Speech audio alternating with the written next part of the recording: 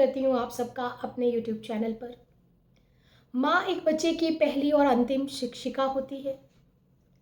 जीवन के अंतिम क्षणों तक माँ बच्चे की शिक्षिका और सलाहकार के रूप में कार्य करती रहती है। इस वीडियो में हमने इसी पर चर्चा की है कि हम सब एक बेस्ट माँ, एक अच्छी माँ, सर्वश्रेष्ठ माँ कैसे बन सकते हैं।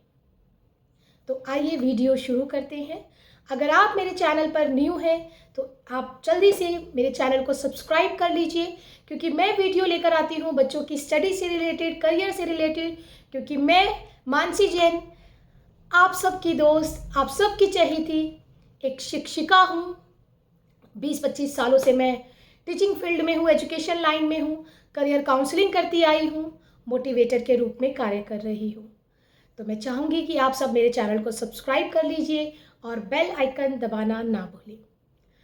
इस वीडियो को पार्ट 1 ऑलरेडी मैं अपलोड कर चुकी हूँ, आप पार्ट 1 भी ज़रूर देखें, क्योंकि पार्ट 1 में हमने 1 to 5 तक पॉइंट्स डिस्कस किए हैं। ये पार्ट 2 है, इसमें 6 to 10 तक के पॉइंट्स हम आगे डिस्कस कर रहे हैं। बेस्ट मदर बनने के लिए और हमें किन बातों पर ध्यान देना चाहिए, तो आइए शुरू करते हैं अपनी वीडियो। दोस्तों, बहुत ज़रूरी है, हम सब एक बहुत बड़ी गलती करते हैं कि हम अपने कमज़ोर बच्चे को खुद कमज़ोर करते हैं। हम उसके जिम्मेवार खुद होते हैं।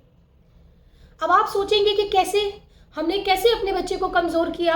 हम तो मोटिवेट करते हैं, हम तो उसको पढ़ाते हैं, उस पर ज़्यादा ध्यान देते हैं। नहीं, आप याद कीजिए कि अगर आप 2 बच्चों की मदर हैं या आपके 3 बच्चे हैं, तो जो बच्चा सबसे कम पढ़ाई में कमज़ोर होता है, वीक होता है, उस बच्चे को बार बार ये याद दिलाया जाता है कि तू तो नालायक है, तू तो कम मार्क्स लाता है।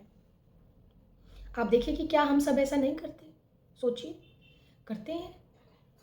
हम बार बार उस बच्चे को कहते हैं नालायक सा, तुझे नहीं आता, नालायक सा, तुझे नहीं आता। हर बात पर, इवन उसके ट्यूशन की मैम, उसके स्कूल की मैम, उसके फ्रेंड सर्कल, सब उस पर नालायक होने का एक लेबल चिपका देते हैं। जानते हैं इससे क्या होता है? इससे वो खुद अपने आप को ये महसूस कर लेता है कि यस, मैं नालायक हूं, मुझसे तो होता ही नहीं। इससे वो कोशिश करना भी छोड़ देगा। अगर उस बच्चे में थोड़ी बहुत डिज़ायर होगी भी कुछ आगे बढ़ने की, वो बार बार वो वर्ड सुनकर ख़त्म हो जाएगी। मैं बहुत स्टार्टिंग से, जब मैं ट्यूशन पढ़ा रही थी, आज से लगभग 10-15 ईयर्स बैक, तो मैंने एक बच्चे में, वो बच्चा बहुत वीक था, वो मुझसे ट्यूशन पढ़ने के लिए जब आता था, तो मैंने फील किया ये चीज़ कि जब उसे ये कहा जाता था कि वाह बेटा, तूने तो आज बड़ा अच्छा काम किया है, तो नेक्स्ट डे उसकी परफॉर्मेंस और बहुत अच्छी होती थी, इम्प्रूव्ड होती थी। तो वहाँ मैंने रियलाइज़ किया कि हमें कभी भी नालायक बच्चे को नालायक नहीं कहना चाहिए। एक बात मैं आप सबसे कहना चाहूँगी, आप सब बहनें जो मेरी वीडियोस देख रही हैं, मुझे टीचिंग का जो अनुभव है वो बहुत यंग एज से होना स्टार्ट हो गया था।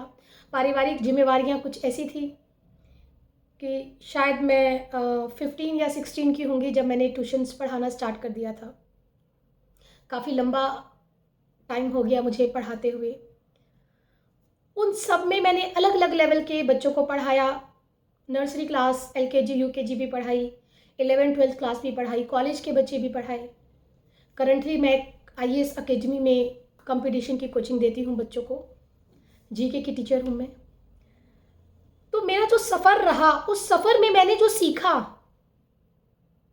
वो सब मैं आपसे अपने एक्सपीरियंस शेयर करना चाहती हूँ कि बच्चों को हमें कैसे पढ़ाना चाहिए, कैसे लायक बनाना चाहिए।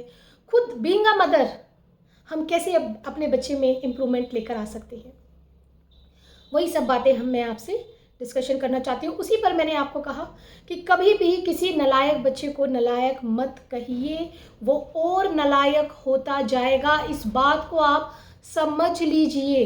भूल कर भी आपको ये गलती नहीं करनी है कि आपको अपने नालायक बच्चे को बार बार नालायक नहीं कहना है, कहना ही नहीं है, छोड़ दीजिए। उसकी छोटी छोटी कामयाबी को आप शाबाशी दीजिए, छोटी छोटी कामयाबी को, तो वो खुश होना शुरू करेगा। वो इम्प्रूव करना शुरू करेगा, उसको लगेगा येस आई कैन डू, मैं कर सकता हूँ। जब उसके अंदर ये फीलिंग आएगी कि मैं तो कर सकता हूँ, मैं तो लायक हूँ ही नहीं, तो वो धीरे धीरे धीरे धीरे इम्प्रूव करना, खुद से वो एक्स्ट्रा एफर्ट्स डालने शुरू कर देगा। तो इस बात पर आप ज़रूर ध्यान दीजिएगा। ये हमारा 6 पॉइंट था बेस्ट मदर बनने के लिए। मैं आपको बता चुकी हूँ कि ऑलरेडी 5 पॉइंट्स हम पार्ट 1 में आप देख सकते हैं। नेक्स्ट पॉइंट यानी पॉइंट नंबर 7 हमारा है कि आप अपने बच्चे को कभी भी कंपेयर ना करें। जैसे जनरली बहुत सारी मदर्स करती हैं कि देख तेरे चाचा का बेटा तो सीए बन गया, देख तेरी मौसी की लड़की तो डॉक्टर बन गई, देख वो बच्चा तो ये बन गया। यानी हम अपने बच्चों को दूसरों के बच्चे क्या बन गए हैं या क्या कर रहे हैं उनके साथ कंपेयर करना स्टार्ट कर देते हैं। But frankly telling you this is really absolutely wrong, एकदम गलत है। ये भी हमें नहीं करना चाहिए। क्या आपके बच्चे का जो टैलेंट है, जो हुनर है, जो क्वालिटीज हैं, क्या वो और जिनसे आप कंपेयर कर रहे हो दैट इज क्वाइट सिमिलर, क्या वो सेम है? ऐसा नहीं हो सकता। इवन दो मतलब सगे जो भाई बहन होते हैं उनकी क्वालिटीज, उनके फीचर्स, उनकी हैबिट्स, उनका टेस्ट भी सेम नहीं होता है। जब रियल ब्रदर का सेम नहीं हो सकता तो आप सोचिए कजन ब्रदर सिस्टर्स का कैसे सेम होगा। तो हमेशा अपने बच्चे के टैलेंट को, उसके अंदर की क्वालिटी को, जिस चीज में वो अच्छा है, आप उस चीज को समझिए। उस चीज को समझकर आप उसे मोटिवेट कीजिए। उसका जो आप 11th-12th क्लास में उसके लिए जो भी स्ट्रीम चूज़ करेंगे, आगे आप उसके लिए जो भी करियर का ऑप्शन चूज़ करेंगे, वो अपने बच्चे की क्वालिटीज़ को देखकर कीजिए। कभी भी हमें फ्रेंड सर्कल को देखकर, रिलेटिव्स को देखकर अपने बच्चों को कोई भी स्ट्रीम, कोई भी एजुकेशन की लाइन नहीं चूज़ करानी चाहिए। आई have scene lots of cases, मैंने बहुत सारे ऐसे केसेस देखे हैं जिसमें मैंने देखा कि लड़की को 11th-12th क्लास में वो बहुत वीक थी, उसको लेकिन अपना सोसाइटी स्टेटस सिंबल दिखाने के लिए, फ्रेंड सर्कल में नाम दिखाने के लिए उसको लाइक इंजीनियरिंग का मॉड्यूल में 11th-12th क्लास नॉन मैट दिला दिया। वो फेल हो गई, फिर उसको दोबारा 12th क्लास में आर्ट्स दिलवाई। आर्ट्स के बाद फिर उसको आगे BCA वगैरह एंड कंप्यूटर्स लाइन में डाला, वहाँ नहीं चली, फिर उसको लॉ में डाला। तो मतलब what we are doing, law में नहीं चली, फिर फाइनली उसको हम किस में डाला, उन्होंने जो आर्ट्स वाले जो कोर्सेज होते हैं यानी डिज़ाइनिंग में, फैशन डिज़ाइनिंग वगैरह में। सो व्हाट इट इज़, आप देखिए कि क्या है। मतलब ये तो चलो पैसा है तो आप बच्चे को इधर उधर इधर उधर इधर उधर शिफ्ट कर रहे हैं, बट क्या टाइम नहीं वेस्ट हो रहा? ठीक है, पैसा है, कोई बात नहीं, पैसा चला भी गया, हमने बच्चों को दे भी दिया, ट्यूशन फीस दे भी दी, डजेंट मैटर। बट सबसे इम्पॉर्टेंट चीज़ बच्चे का टाइम, अब तक तो वो सेट हो जाता। अगर उसको 11th-12th क्लास से ही आर्ट्स दिलवाकर 12th क्लास से ही उसको डिज़ाइनिंग में डाला जाता और 5-6 साल 10 साल अगर वो अपनी डिज़ाइनिंग में करती तो अब तक तो स्टैंड हो जाती। So this is what I want to say you कि आप अपने बच्चे के इंटरनल क्वालिटीज़ को रिकॉग्नाइज कीजिए, पहचानिए, because you are the better जज ऑफ योर चिल्ड्रन। आप अपने बच्चे को बहुत ही अच्छे से समझ सकते हैं, कोई भी दूसरा आपके बच्चे को जज नहीं कर सकता।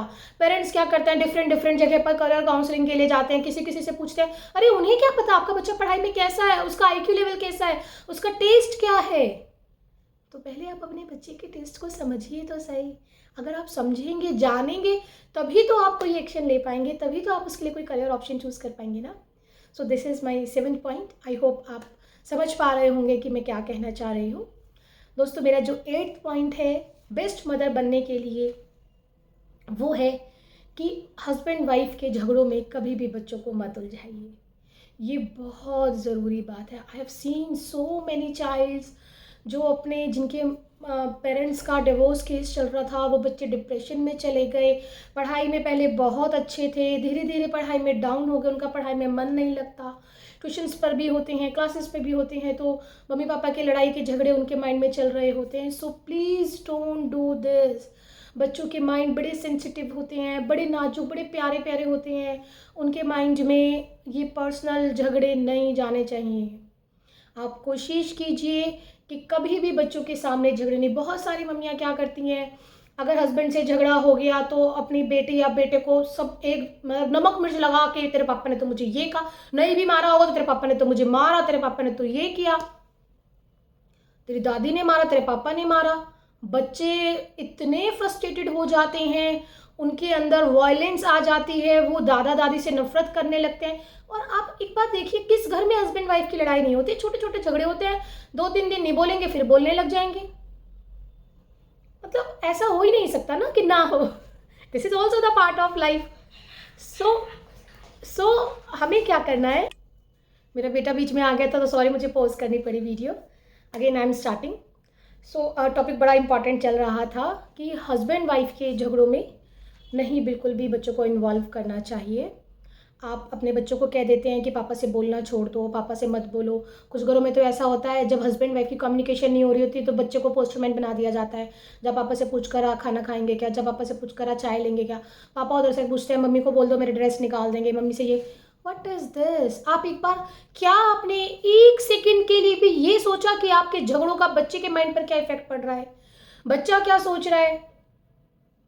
सो प्लीज, ये भी, अगर आप सच में अपने अंदर इम्प्रूवमेंट लाना चाहती हैं, अगर आप सच में बेस्ट मदर बनना चाहती हैं, अगर आप सच में अपने बच्चे को एक हेल्दी माइंड देना चाहती हैं, बच्चे को आप चाहती हैं कि वो अपने लाइफ में बहुत ही अच्छे से ग्रोथ करे, तो प्लीज़ आपको इन झगड़ों में अपने बच्चों को इन्वॉल्व नहीं करना है। This is very very important point. So my next point is, अगर आपका बच्चा ट्यूशन पढ़ता है तो आप ज़रूर ऑब्ज़र्व करें कि वो कहाँ जाता है, उसके ट्यूटर कैसे हैं, उसकी कंपनी कैसी है, कहीं वो बैड कंपनी में नहीं है, उसके जो फ्रेंड सर्कल हैं उनको आप ओकेजनली इनवाइट कीजिए अपने घर पर, so that you can check कि उसकी जो कंपनी है, उसके जो फ्रेंड सर्कल्स हैं, उनके विचार कैसे हैं। क्योंकि जनरली जो टीनेज होती है वो अपने फ्रेंड से बहुत ज़्यादा, बच्चे अपने फ्रेंड से बहुत ज़्यादा इफ़ेक्ट्स हो जाते हैं, उनसे बहुत ज़्यादा प्रभावित होते हैं। तो आपको ध्यान रखना है कि बच्चे का फ्रेंड सर्कल कैसा हो रहा है। और छोटे अगर बच्चे हैं आपके, अगर first class, second, third, fifth, nursery से लेकर 5th क्लास तक के अगर आपके बच्चे हैं, आप ट्यूशन पर भेज रही हैं, आप वर्किंग मदर हैं, तब भी आप टोटली ट्यूटर पर डिपेंड ना रहें। बहुत सारे बच्चे ऐसे होते हैं जो सिर्फ इसलिए पढ़ाई में डल हो जाते हैं क्योंकि उनके पेरेंट्स ने उनकी, स्पेशली क्योंकि पापा तो घर पे दिन भर होते नहीं, ध्यान कौन रखेगा भाई, ध्यान रखेगी मदर पढ़ाई का। लेकिन मदर को तो फुर्सत ही नहीं है फ़ोन से, मदर को तो फुर्सत ही नहीं है अपनी किटी से। या अगर मदर वर्किंग है, या अगर वो हाउसवाइफ भी है, तब भी आप ज़रूर टाइम निकालिए अपने बच्चों की पढ़ाई के लिए। आप ज़रूर चेक कीजिए ट्यूटर क्या करवा रहा है, ट्यूशन वाली मैम क्या करवा रही है, ट्यूशन वाले सर क्या करवा रहे हैं। कहीं वो ट्यूशन पे टाइम पास तो नहीं कर रहे। आपके बच्चों को जो चीज़ सिखानी चाहिए वो सिखा पा रहे हैं। जनरली हम ऐसे ऐसे ट्यूशन पे भेज देते हैं, 20-20 बच्चे ट्यूशन वाली मैडम लेकर बैठी होती है, बस फटाफट फटाफट कॉपी में काम दिया, छुट्टी। बच्चे की हैंड राइटिंग पर कोई ध्यान नहीं, बच्चा क्या बोल रहा है, रीडिंग पर कोई ध्यान नहीं है। सो this is very very important. अगर आप अपने बच्चों को ट्यूशन भेज रही हैं तो आपको ज़रूर चेक करना चाहिए कि बच्चे के ट्यूटर कौन हैं, कैसे हैं, क्या नेचर है। इवन दो बहुत सारे केसेस न्यूज़पेपर में, सोशल मीडिया पर आपने ऐसे भी देखे होंगे जहाँ पर ट्यूटर सेक्सुअली हरासमेंट भी बच्चे को दे रहे थे। सो इन चीज़ों को भी आपको अपने माइंड में रखना चाहिए। आपको अपने बच्चे के ट्यूटर से once in a week, otherwise once in a month आपको मिलते रहना चाहिए, so that you can observe कि क्या कुछ सही हो रहा है बच्चे से। मैंने फर्स्ट पार्ट 1 में बताया था, शेयरिंग एक मदर का सबसे बड़ा, मतलब एक पावरफुल पॉइंट होता है। आप अगर अपने बच्चे को शेयरिंग की हैबिट डाल देते हैं, शेयरिंग से अटैच कर लेते हैं, तो आपका बच्चा आपको सब कुछ बताएगा। पूरा दिन में उसके साथ जो भी होगा वो आपको बताएगा, बट आपको उसमें शेयरिंग की हैबिट स्टार्टिंग से डालनी पड़ेगी। तो इसलिए अपने बच्चों में स्टार्टिंग से शेयरिंग की हैबिट डालें, सो दैट उसके साथ जहाँ भी जो भी हो, अच्छा हो बुरा हो, वो आपके साथ डिस्कस ज़रूर करें। That is really very very very important, बहुत ज़्यादा ज़रूरी है। सो आई होप आपको वीडियो पसंद आई होगी। हमने डिस्कस किया बेस्ट मदर बनने के लिए हमें किन बातों पर ध्यान देना चाहिए। मैं और भी वीडियोस लाती रहूँगी। लास्ट वीडियो में भी मैंने आपको कहा था, अगर कोई ऐसा स्पेशल टॉपिक है बच्चे की स्टडी या करियर से रिलेटेड जो आप मुझसे डिस्कस करना चाहते हैं कि 12th के बाद बच्चों के लिए कौन कौन सी लाइन होती हैं या 10th के बाद उसे कौन सी स्ट्रीम लेनी चाहिए, तो आप प्लीज़ मुझे कॉमेंट करें। मैं आप उस पर्टिकुलर टॉपिक पर ज़रूर वीडियो बनाऊंगी, अदरवाइज़ आपको ज़रूर रिप्लाई करूंगी। ठीक है, थैंक यू वेरी मच।